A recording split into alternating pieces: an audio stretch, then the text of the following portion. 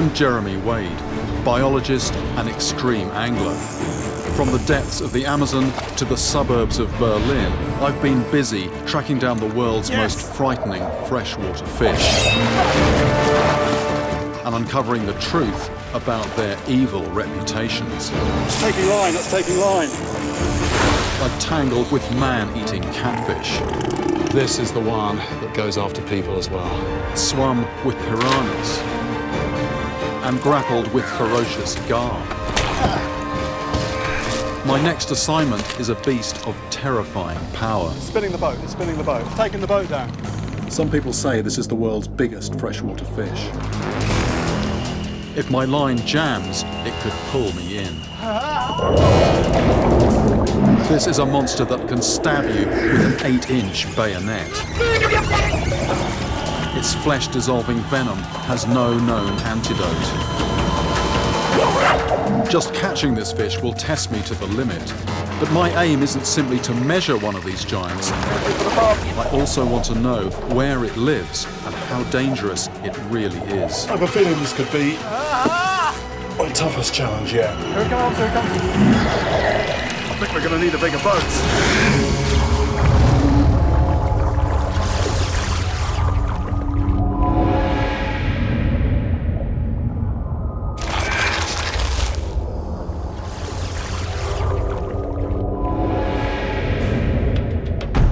In just the past few years, a strange and possibly deadly creature has come out of the shadows.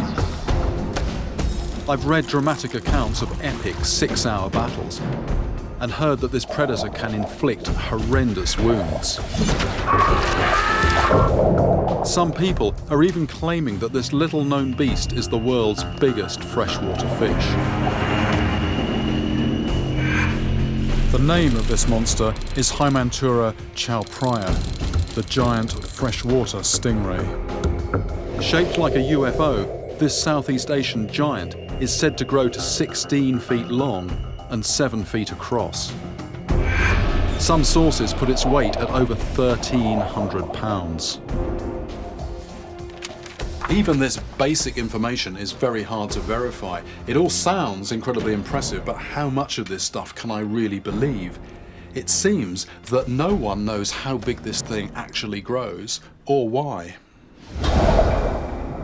I've encountered river stingrays before, 1,000 miles up the Amazon. Here they're known as wish-you-were-dead fish because of their agonizingly painful sting. But these stingrays are relatively small. The thought of a 16-footer sends a real shiver down my spine.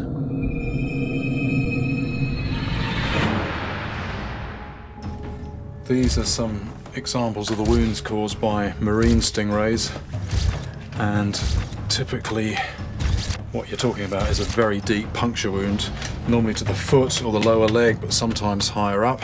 And the people generally talk about this as being extremely painful. And as well as the actual immediate wound, you have this very long-lasting effect of, tissue necrosis. I mean, it's just a very painful, messy wound. Here's one from New Zealand, and you can see here that the barbs are actually still embedded in the leg, and what the bit you can see is probably about sort of 5, maybe 6 inches long, and this is in the upper leg. And actually, this person was very lucky, because if that had been a little bit further round, that could have punctured the femoral artery, and that could have been a fatal wound that could have killed him. Note to self: don't get stung. This is the barb from a stingray, actually quite a small one, but you can get the general idea. The barb sits on top of the tail, and what it does, it whips it over its back, a bit like a scorpion, or it can also whip it round to either side. And, looking at this, you can just see just how wickedly sharp that point is. The second thing is you've got these grooves running underneath, and that is for delivering the venom from the gland at the base here, but also for making it a more efficient stabbing weapon. You'll see exactly the same thing on a bayonet or a combat knife. And the third thing, looking closely at this, you can see these serrations along the edge here. And what that does, it works on the same principle as an arrowhead. It goes in very cleanly, but, it's going to make a real mess when you pull it out. Imagine being stabbed by a large steak knife, only this one's smeared with poison and it really shreds your flesh when it comes out. Yeah. I've heard that the giant freshwater stingray has a barb that is 8 inches long, which is a really sobering thought. I'm quite curious to have a look at one of those, hopefully not too close, and it's certainly not something I want to bring back as a souvenir in my leg. My quest for the giant freshwater stingray takes me to Southeast Asia. First, to Thailand's capital, Bangkok. Surprisingly, this huge and potentially lethal monster lives right under our noses. Normally when you're looking for underwater monsters, you're thinking hundreds of miles upriver in the middle of remote wilderness, but not this time. I'm literally taking a short cab ride from the airport and I'm slap bang in the middle of Bangkok and just a few miles away from the sea. Even more incredibly, scientists only discovered the giant freshwater stingray a mere 20 years ago. Its species name, Chow Phraya, comes from this very river, running through the heart of Bangkok. And yet this monster in our midst is still cloaked in mystery. I want to find out how big it really gets. And I also want to know how far this animal travels inland. In most people's eyes, stingrays are sea creatures, not river fish.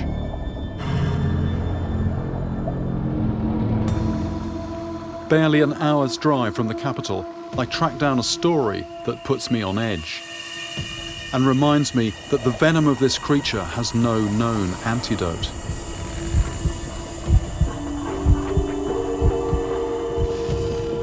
Four months ago, local fisherman Pung San was surprised to hook one of these rarely seen giants. For people here, such a huge fish is a potentially lucrative catch. What happened? The stingray came to the side of the river and then wouldn't come any further, actually basically got buried in the mud. So what he had to do was actually get in the water, and it was about chest deep, and then completely go underwater with a rope, feed the rope through the spiracles, the water intake of the stingray, not the rope. He'd managed to pull it off the bottom, and it was actually as it rose in the water that he then felt this pain.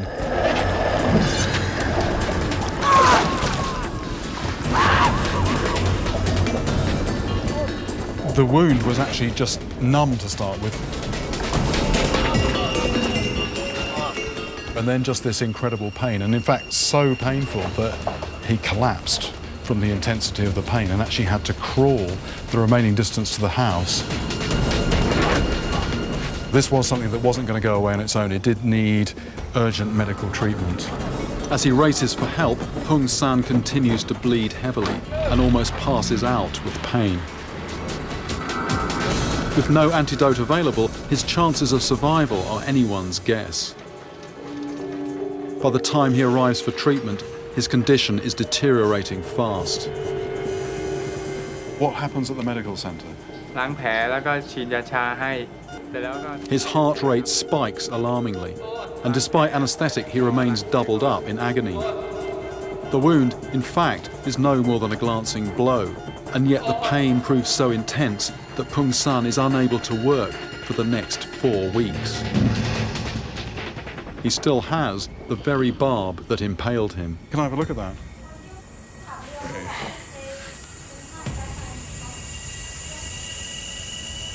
Right. Well, seeing that really does concentrate the mind. Absolutely vicious point on that, and these horrible barbs down the side. And I think, this is a fish I've got to really treat with some respect. Evidently, even a quick jab from this fish can land you in serious trouble. Whatever it contains, the venom seems every bit as potent as in marine stingrays.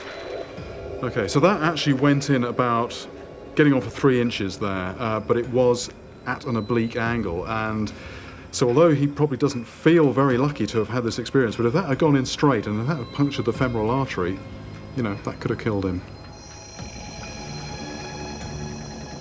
Tragically, Steve Irwin, the crocodile hunter, was not so lucky. He was struck clean through the heart and died. While this freak accident happened way out at sea, The chilling fact about the stingray I'm looking for is that it swims up rivers, into some of the most densely populated parts of Southeast Asia. And it's in these crowded waterways that I'm about to try and meet this monster, face to face. I head to a town called Samut Songkhram, 50 miles west of Bangkok and just a few miles inland. This tidal stretch of river harbours some of the largest freshwater stingrays ever caught. This fish, the giant stingray, was only described by scientists just 20 years ago, but presumably the people on these rivers have known about it probably for centuries. The problem the scientists had was just getting their hands on enough specimens to study.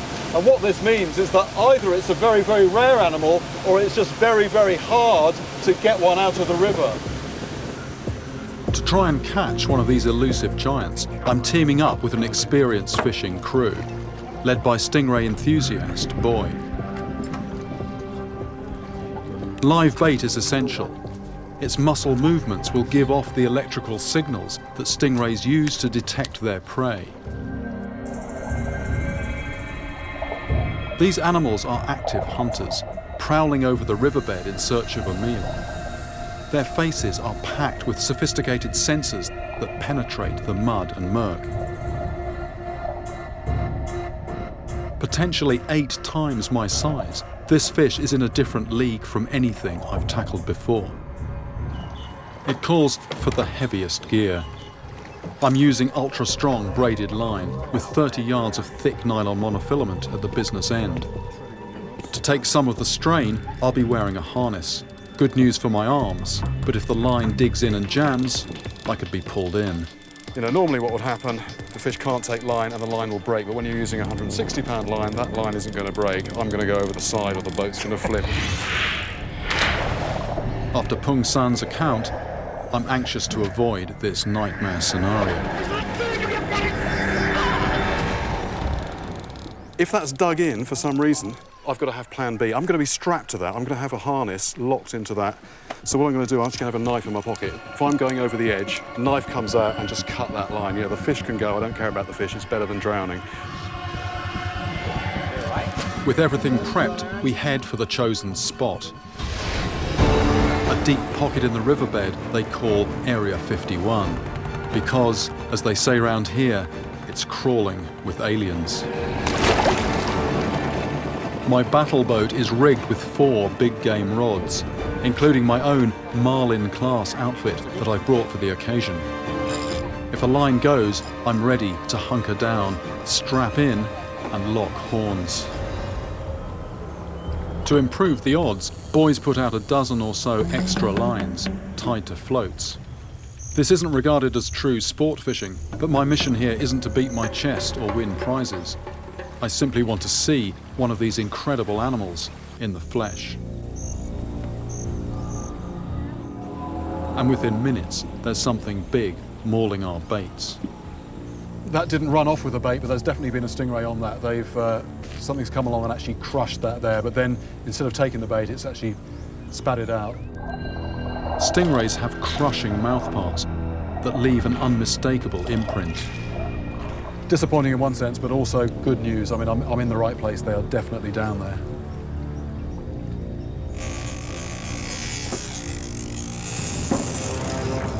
The next bite's a clean take, and we're game on. As I race to clip in, something powerful rips out several feet of line, then decides to tow us upriver. It's spinning the boat, it's spinning the boat. Pulling the boat, it's taking the boat down. I think we're going to need a bigger boat. Okay. Right. Ah. Oh, yeah, that is... Oh, look at that rod. That rod, it's now springing back slowly. This line shouldn't go. The rod's always a bit of an unknown quantity. Ah. It's my own Marlin-class outfit taking the strain. Just have visions of this rod suddenly shattering and getting a face full of fiberglass and carbon fibre. That's pulling down, that's pulling down. There is quite a real possibility of this thing pulling me in. I feel like I'm trying to pull the plug out of the river. All I can do is dig in and keep the pressure on. After 30 exhausting minutes, I haven't gained an inch. This isn't like any fishing I've ever experienced, and I start to wonder if I can cope.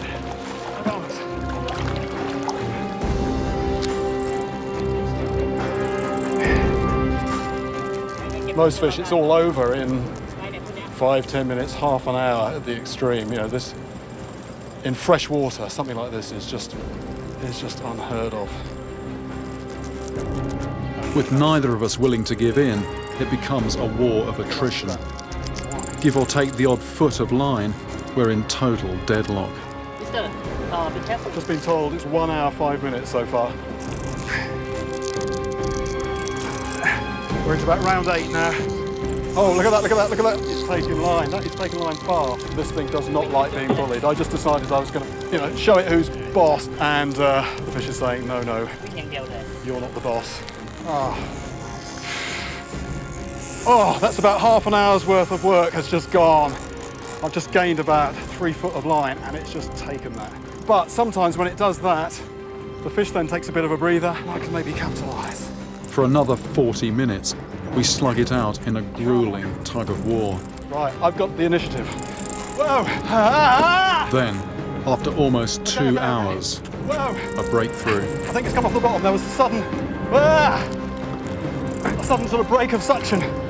It does feel like it. It's actually, yeah, that's definitely coming my way a lot faster than it has done at any time until now. My arms are cramping up and I'm close to breaking point. But I've finally got the measure of this gigantic fish. It's about 1.5 meters below the surface. Here it comes, here it comes.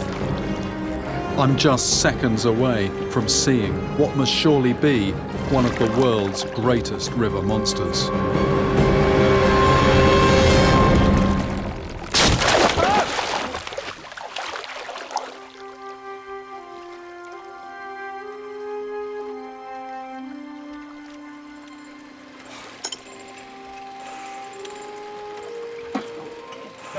Right, look at that. That is, the rod went. The rod went. I actually saw the fish. We nearly had it in the net, but an almighty bang. My gear was built to deal with sharks and marlin. Whatever broke this rod could have weighed as much as 700 pounds. I thought it was my shoulder going for a minute, but it was actually the rod. Not too long. Rod's too long. Yeah. Through the net. Oh dear, that was so close. The fish nearly came in. We saw it. It was up off, eventually after 2 hours something, it was off the bottom. We were trying to get the net round it. The rod went and the fish escaped. It wasn't quite in the net. And to make matters worse, the fight has left me with a torn bicep. All that suffering. I saw the fish and it's, all that for nothing. All that. Oh.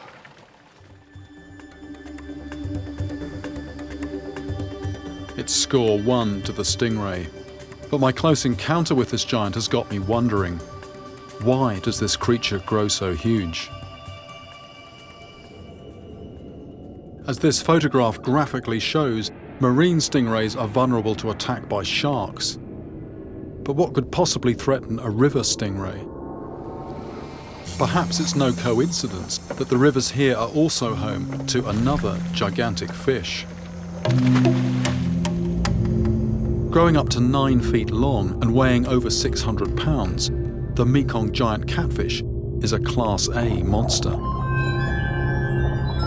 Conceivably, the stingray's immense size could be a defense strategy.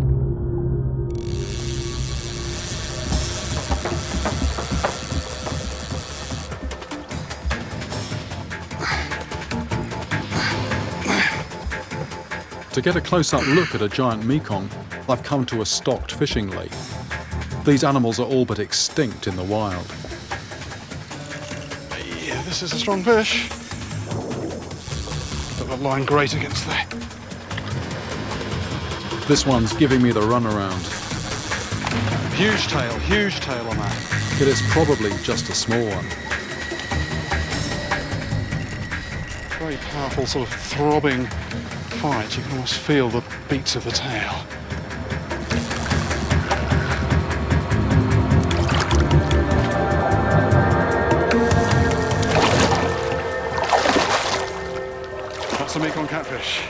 My catch is only 1/10 the size of what they can reach. Nonetheless, I can see it's no ordinary catfish. And being a catfish, it's got no scales, but what's interesting as well, although it's a catfish, it hasn't got feelers, it hasn't got barbels. And the other thing that's actually interesting here is there's no teeth in there. There's not even anything approaching a sort of one of these raspy pads in there. Although this does grow very big, I mean, well over 600 pounds, it's not really a predator. This thing is a vegetarian, it's a gentle giant. If I'm looking down from here, I can't see any eyes. The eyes are actually on the underside of the head there, very close to the corner of the mouth. And that's something that just points to it being a bottom feeder, just sort of rooting around vegetable matter on the bottom. So this gummy oddball isn't a killer, which leaves me still wondering why the stingrays here have evolved into such giants. I've yet to see a Chao Phraya stingray, dead or alive. But with Thailand's biggest fish market just down the road, I'm back on the hunt. This is a vast clearinghouse for everything that comes out of the sea, for hundreds of miles around. Stingrays first evolved in the oceans, and it could be that the giant freshwater stingray occurs in the sea as well as rivers.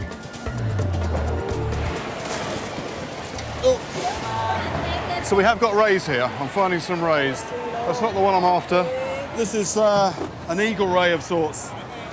Yet another species of ray. These are all marine species, but I mean the thing that this is bringing home, there's a huge diversity of ray species, lots of variations on the theme. Stingrays are clearly one of nature's more successful designs. But their origins, some 200 million years ago, may come as a surprise. Quick lesson in evolution here. Here's a shark, and that is the classic shark mouth, classic shark teeth, shark tail. Come to this fish here, shark tail, shark dorsal fin. But something very different going on at the front end of the fish. It's flattening, it's becoming squashed. Let's flip it over, and suddenly we've got a very different type of mouth there. Crushing plates, but very different. Gills here on the bottom of the body. Come to this fish here. And here we have same mouth, same gills. Flip it over, and there we have it. A ray is basically a flattened shark with this long tail. This flattened body plan, with the eyes and water intakes on top, is an adaptation for life on the ocean floor. Whatever its origins, the monster I'm after continues to elude me. After 3 hours of trawling, I haven't found a single specimen. I head to the freshwater stalls, where the fish are still pouring in. If there are no giant stingrays coming out of the sea, then perhaps I'll find one here. Any cabain here? No? So no stingray here. I mean, I don't know how many thousands of fish I must have seen here this morning. The Thais really do love their fish. They eat pretty well anything that swims, it seems. But the freshwater ray is not here. And this could be because it is rare. It could be because it is just hard to get out of the river, or, you know, maybe there is another reason that I don't know of. But I haven't found one. To learn more about this elusive monster, I'm meeting a scientist who has more hands-on experience of this stingray than anyone in the world. Dr. Ning from Chulalongkorn University in Bangkok is one of the few people trying to study this animal. Our first task is to collect some water from the bottom of the river, some 30 feet down. One thing I want to know is whether this ray is a true river fish living in pure fresh water. Oh, that's on the bottom. We're only 6 or 7 miles from the sea here, so I'd expect the river to be quite salty. In my mind, this puts a question mark over claims that the giant stingray is a true freshwater fish. Now then, this is the moment of truth. You haven't looked at it. If this were pure seawater, the salt meter would give me a reading of 30, with brackish water at around 15. So that is right on zero, which I'm actually quite surprised by, because it's, you know, very obviously tidal here.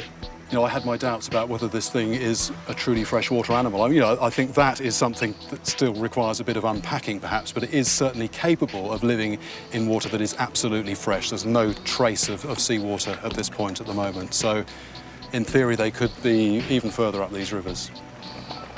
While I'm here, I also want to find out more about the stingray's lair. This stretch of water is less than half a mile from where I hooked the monster that broke my rod. Look at that. That's what's on the bottom here. Thick mud is going to give my quarry a big advantage. They're going to get a very good seal and very good suction. I now understand why I had such a battle to pull up this animal. Just imagine that's the stingray. I mean, that actually weighs nothing at the moment. I can lift that easily. And just getting a little bit under the mud. There we go. And I can lift it up. Look at that. Ah. So, if that stingray gets the edges of its wings under the mud, I'm not just trying to lift the stingray, I'm trying to lift the whole bottom of the river.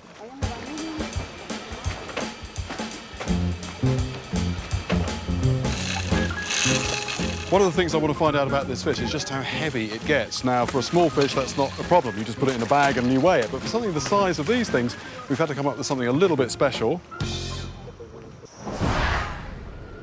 Back at Area 51, our lines are set, and I'm hoping my luck's about to change. As we wait for a bite, Boy tells me an unnerving story. The heart here, Yes. make my eyes just come bam, right at this way. And that's the scar of it now, is Yeah, it? just here, right. Yeah. I've just been asking Boy about stingray wounds, this kind of thing, and he told me a story about how a small one just scratched him on the finger, and he thought that's going to be fine. 15 minutes later, the entire left side of his body's gone numb, the heart is pounding away. He was actually thinking, blimey, this could be like a snake bite, you know, this could be fatal, but actually, after 3 hours, it passed, and I'm just thinking, yeah, you've just got to obviously be so careful when handling these things. With plenty of floats out, it's not long before I'm back in the ring. This time I've learnt my lesson and switched to a shorter rod. It's my arm that worries me. I'm not sure it'll take another 12 rounds.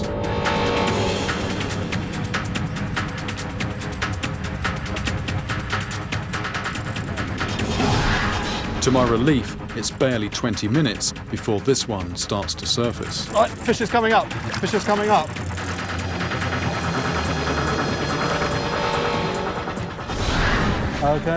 Okay, you ready, boys?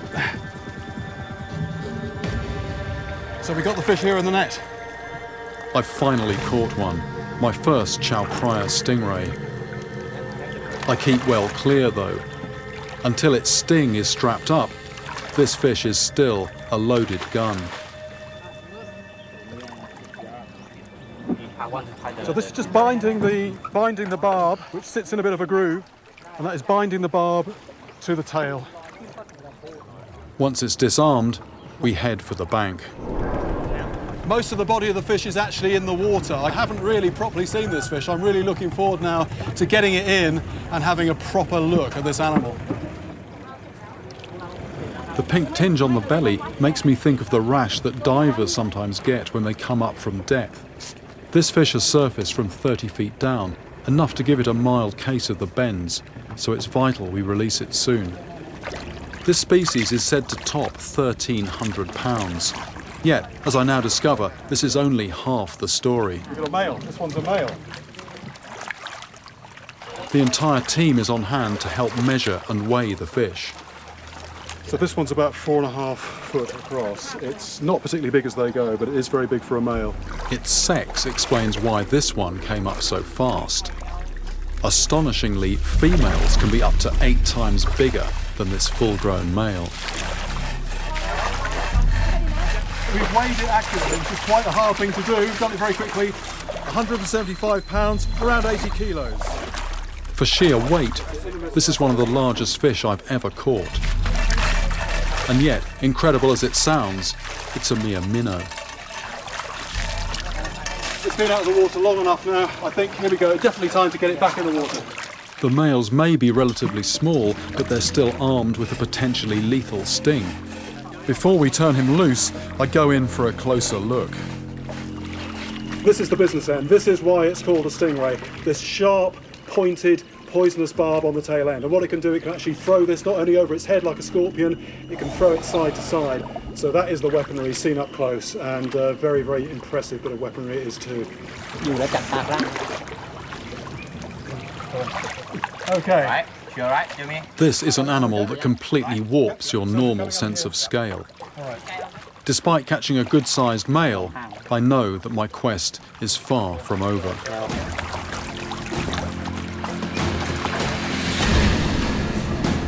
Since it was first scientifically described, there have been occasional reports of large chow phraya stingrays from far inland. I'm leaving the tidal waterways around Bangkok and heading up country. Could this be where I'll finally find my monster? I travel 150 miles north, following the Chao Phraya River upstream to a town called Nakhon Sawan. But it's late May, and the rains are starting to break. As I begin to fish, the weather takes a turn for the worse.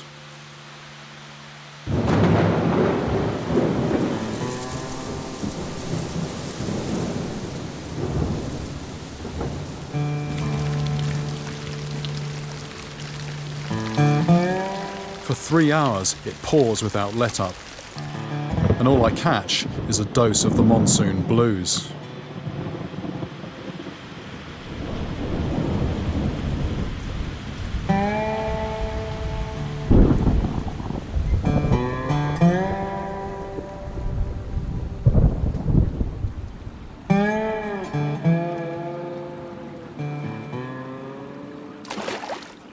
At least someone's having some luck. Then I meet a man with an amazing tale. This was what, just here in Nakhon Sawan?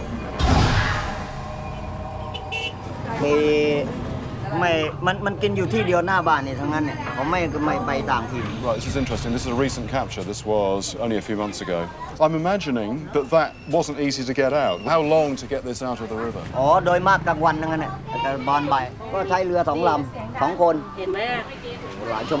Clearly a very big fish, this. Apparently 320 kilos, which converts to something like 700 pounds. Seriously large fish. And the story is it took 10 people in 2 boats 4 hours to get it in, and it actually dragged the boat well over a mile during that time. So I think a bit of an epic battle and a big fish. Looking at the man's tackle, I'm amazed he got it in at all. So it's sprayed in. Ah, we got a video clip someone took. You know, this is obviously big local news. There's people all around. I'm no stranger to fishermen's yarns, but the figure of around 700 pounds does ring true. This fish was cut up and weighed accurately for market. It seems they only kept one piece of it. Ooh. Is this from the same fish? Yeah, same fish. Ooh, right, okay. Even with its tip broken off, this barb is by far the biggest I've seen. If there are giant stingrays here, then how much further upriver do they go? I'm starting to wonder, could these creatures have penetrated deep into the river systems, just like their distant Amazon cousins?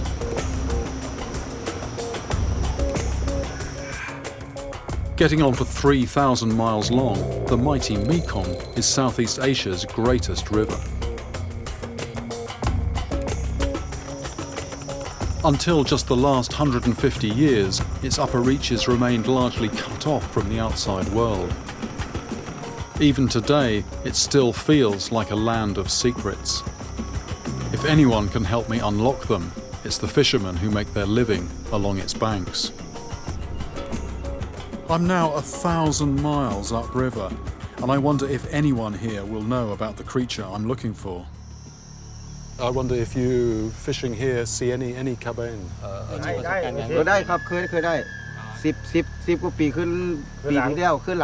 The big size cabain, or these were small fish? Any really big ones?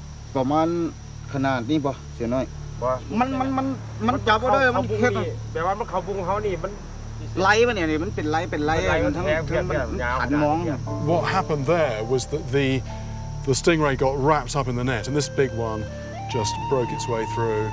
It sounds promising, but I want a positive ID. Will they recognise the fish from Nakhon Sawan? Same fish. เดี๋ยวสีน้อยขนาดนี้บ่เพิ่นทำนี่ถ้ารุ่นนี้นี่สิประมาณได้อยู่100 กิโลอยู่มีครับเนี่ย So the same fish as was here. ต้องรุ่นนี้ล่ะโขงไว้ได้นี่เดี๋ยวเบิ่งก็ฮู้ Right, this is very interesting. So I've shown the picture of the ray that was caught at Nakhon Sawan, and not only is it the same species, it was also about the same size. And this was a big animal here, so that's a very, very encouraging bit of information, and it does bode well. You know, I'm going to be putting a bait in water where these things are. Do the fishermen here try to catch cabain, or is it always an accident? Is it a good fish to eat? Do people eat it? มันมาติดเองเขาก็ดังปลาด้วย แล้ววันนี้มันแทงแล้ววันนี้มันถึกแล้วมันแทงหั่นนะแบบว่ามันแทงไปรวดอ่ะ Ah, okay. So the stingray will come after the small fish in the net, and so basically it's a nuisance species. They try and get the fish that are in your net. They get wrapped up themselves, then you've got to take them out and you've got to be very careful of the sting, and then if you get a big one, they're actually going to rip your net apart. So they don't fish for them, it's a nuisance fish, they'd call it. I head further upriver into even more remote country. But the Mekong seems unwilling to give up its secrets. Am I looking in the wrong place, I wonder? Or fishing in the wrong season?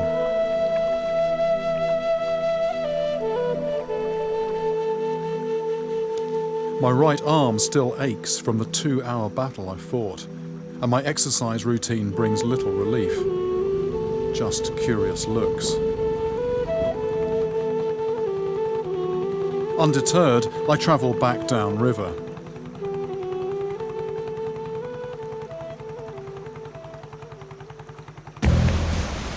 With a confirmed eyewitness account, I'm eager to take a look for myself. I'm at a place called Nong Khai, right on the border with Laos.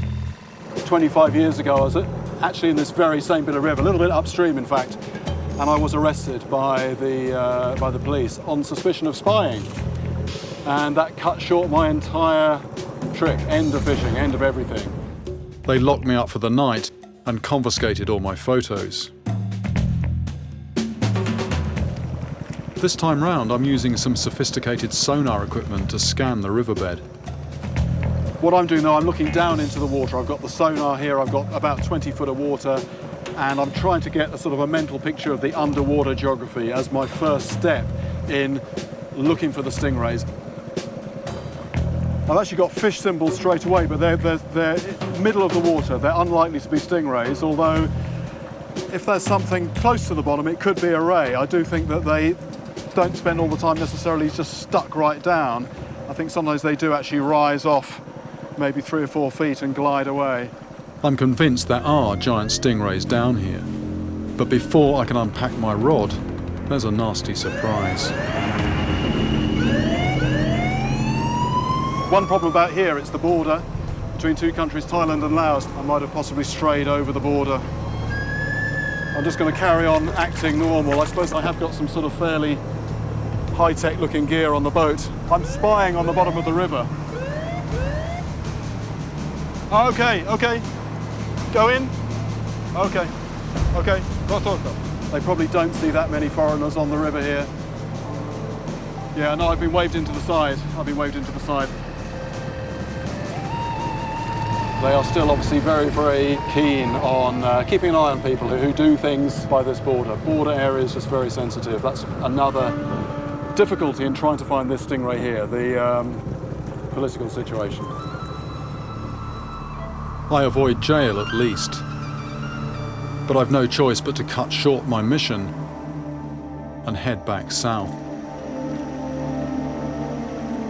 I'm starting to wonder if I'll ever see this elusive monster.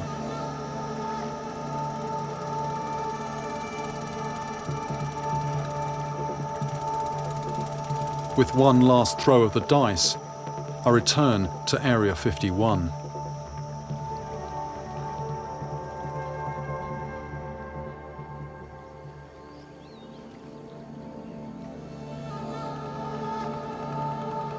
My hopes of actually seeing the monster I've come to find seem to be drifting away. To catch this seemingly rare and almost legendary beast, perhaps I need a little help from the gods.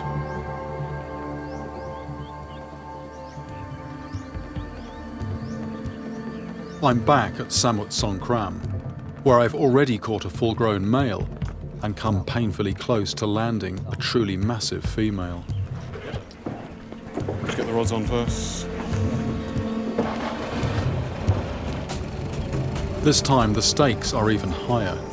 A team of scientists has arrived from Chulalongkorn University in Bangkok, and they're counting on me to provide a live stingray for their research. So little is known about this animal that every catch offers a rare chance to learn more.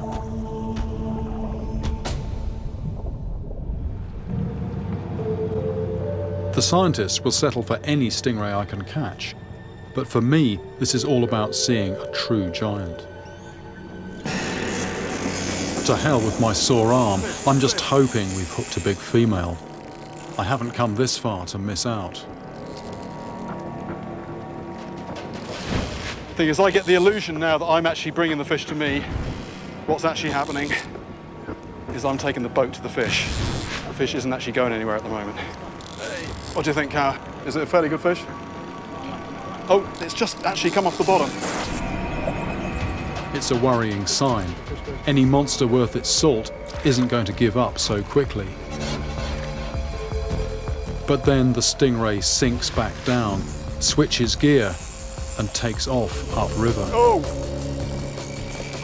The drag on this reel, it's a little bit like a handbrake on a car. And I've got that almost fully on, and the fish is basically just taking out line. As I watch at the moment, it's just going out 1 inch, 2 inches, 3 inches. After half an hour, my opponent stops for a breather, and I do the same. Then we're back for round 2, and it's looking like a big fish. 7 of us on 2 boats are dragged half a mile against the tide. Right, it might surface, it might surface, it might surface over there. Now I've got the fish on the ropes. For the first time, it feels like I'm driving the bus. It's under the boat now, the fish is under the boat. I don't want to be lifting it while it's under the boat. I think it's coming this way again. Ah, it's just squashing my fingers, it's squashing my fingers. It's gone this way. Sorry, gone this way. Okay. See the water boiling there? I haven't seen the fish yet.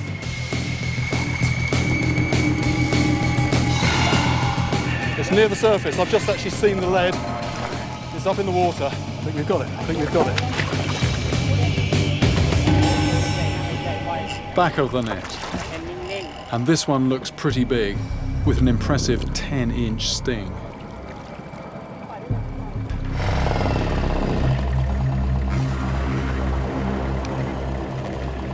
Head of the science team, Dr. Ning, first secures the barb. She's asked me to help her collect some venom before we release the fish. It takes 6 people to heave this huge animal onto its front, into a position where we can measure it.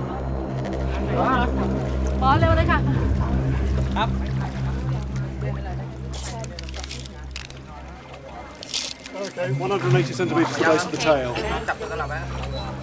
Okay.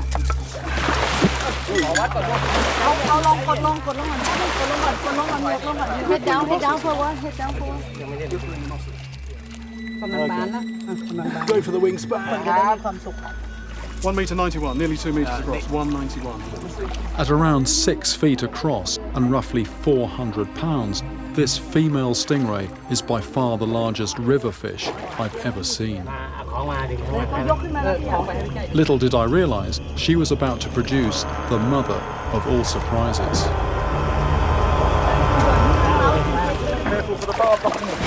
So we've just got the fish into where the scientific team is. And literally, as we sort of pulled it in the net, it's actually given birth to 2 live young. Dr. Ning uses ultrasound to see if there are any more babies still inside.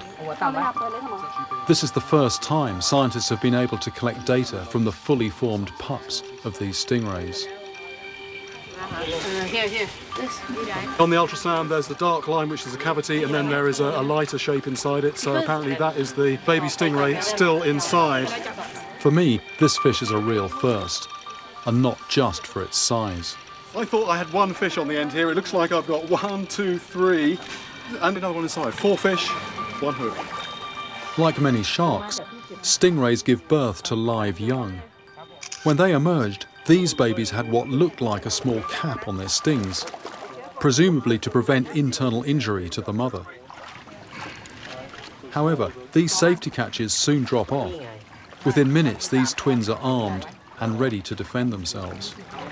It has been known before for these fish to eject young when they're caught, and if they are not very well developed, there's a worry that they're not going to survive. But the great thing about these fish here, these 2, is that they are, pretty well fully developed. They might be being born a little bit early, but I think they are definitely going to survive in this river, particularly with that 2-inch prong on their tail. There's not a lot that's going to come near them.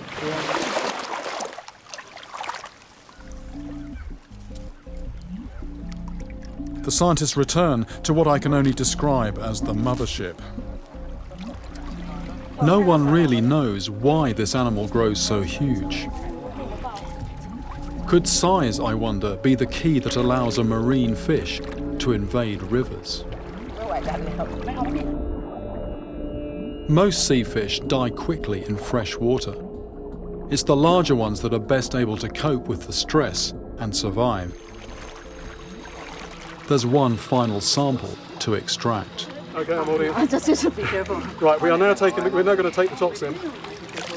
Okay, I'll help you. Collecting this thick, toxic mucus will help the scientists to discover in more detail how the venom works. It's time for me to bid farewell to this river monster. Though the jury's still out, if further research confirms that this fish does live exclusively in fresh water, then it probably is the biggest freshwater fish on the planet. What's certain is that this is the biggest and strangest catch of my life. Reunited with her babies, the mother stingray is set free, and she returns to the dark depths of her hidden world. So there she goes. I think she's probably going to go back to all her friends with all these stories of alien abduction. They did experiments on me and all sorts. But personally, I feel like I'm the one who's seen the alien. I mean, just what an amazing, totally unfish-like fish. I mean, a real monstrous beast.